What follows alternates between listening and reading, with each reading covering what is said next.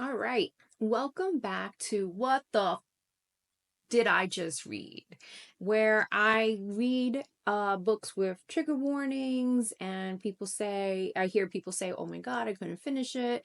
And I go over it. And then I give you a review and a quick synopsis of what I read without or trying hard not to give spoilers. Today's video is about the book Tatters by Ecrimore. Now, I first saw this book on Book Talk, and I saw a lot of people talking about it because it's extreme horror, a lot of trigger warnings, and a lot of people were saying that they couldn't finish it. So, of course, I had to go ahead and get this book, and I got it on ebook and read it for myself.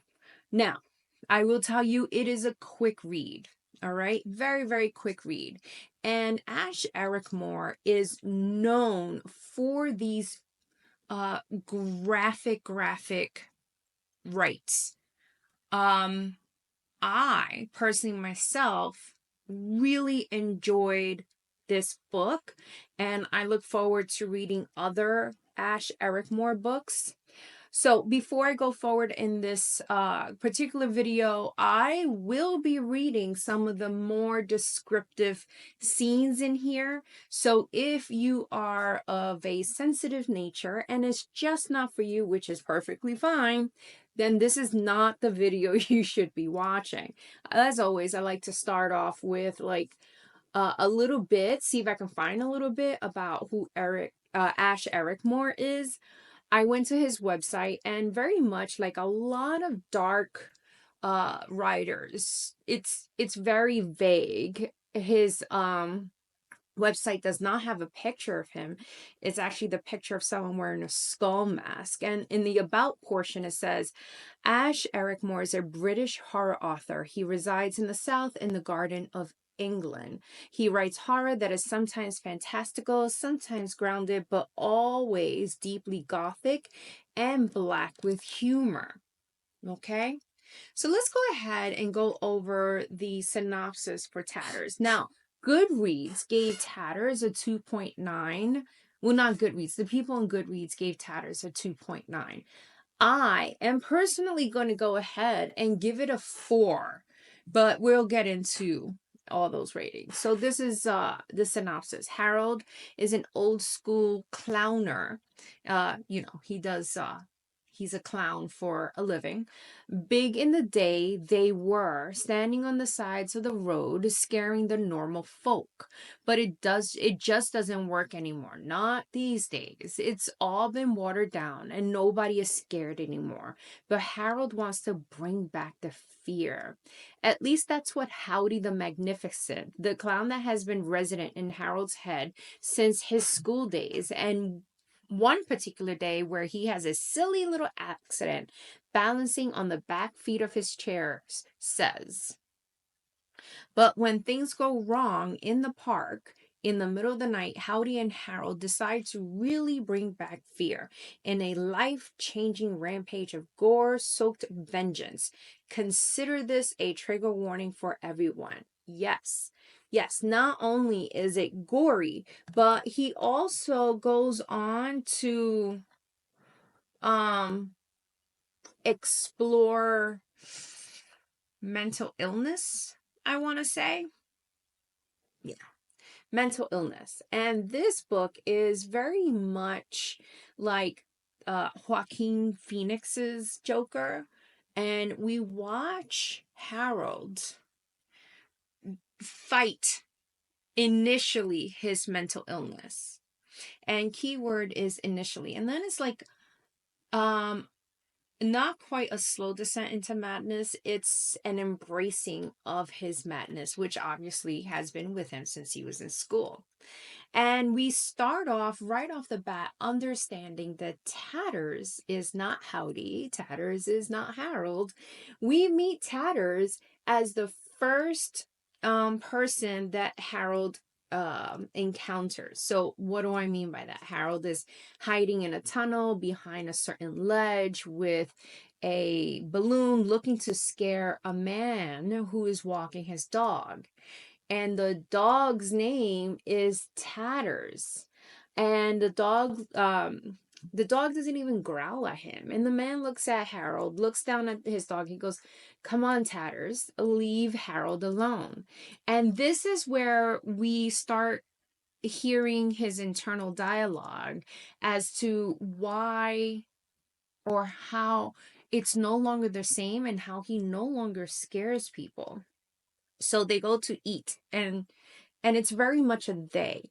It's very much two separate personalities in this book. Okay? I want to make that very clear. And they go to eat, and Harold's sitting down, and Howdy says, "You need to take it to the next level." Harold looked up at the clown sitting in the seat opposite from him. He knew better than to answer him because people had a tendency to look at him funny when he did. So he ignored the question and went back to the safety of his tea. "You know," Howdy said, "take it up a notch." And still, Harold is not acknowledging Howdy because he is aware that Howdy lives in his head. No one else can see Howdy, right? So there's this waitress that's tending to him, and Howdy says she's a rude C word. Now, the only reason I'm not saying is because I don't like to curse. I love to curse is because I don't want to be flagged by YouTube. Not quite sure what the rules are here yet, so I won't curse. This is where I'll read a very descriptive portion of his fantasies. This is your final warning.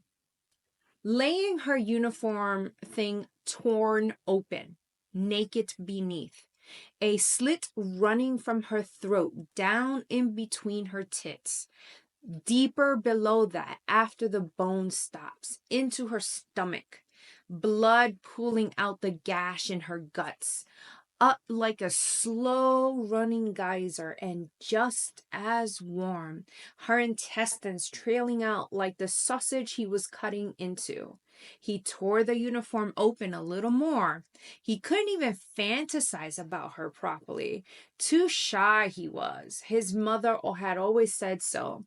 Now he tore her uniform open a little more. He could see the hair in between her legs. So he's not shy about the sex. He's shy about the sex part, but he's not shy about the horror and the gore of it all.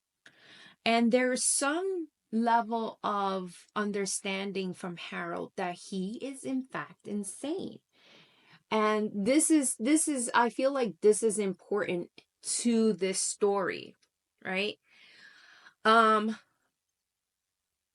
I don't know about too much about people who are what's called clinically insane, but I would imagine that not all of them understand that seeing this clown talking to him is not normal. Okay? And I would imagine that this poor kid, and well, now man, but since he was a kid, dealt with this for a large portion of his life. And as it suggests in the synopsis, it probably came after he fell out of his chair and hit his head. It was just like bang, right? So now we follow Harold, and he goes back home and he starts to get ready for his nightly routine of trying to scare people as a clown. And he just keeps saying to Howdy, you know, it's just not the same anymore. Kids are not the same anymore. They don't get as scared. All right. And to prove him correct, a group of young men, probably teenagers, he doesn't really explain who they are, beat the living crap out of him for trying to scare them. Beat the living daylights out of him. And the rest of the book just follows him while he finds them one by one individually and murders them brutally with a knife, with Howdy the whole time egging him along. I didn't give it like a full 5 stars because it was kind of short, and that's just a pet peeve of mine. I would have loved to see more from Harold and Howdy, but I understand why he ended it at the end. I'm not going to say how it ended it, but I understand why he ended it when he did. Doing more, um, or going further with Harold probably would have been gratuitous at this point.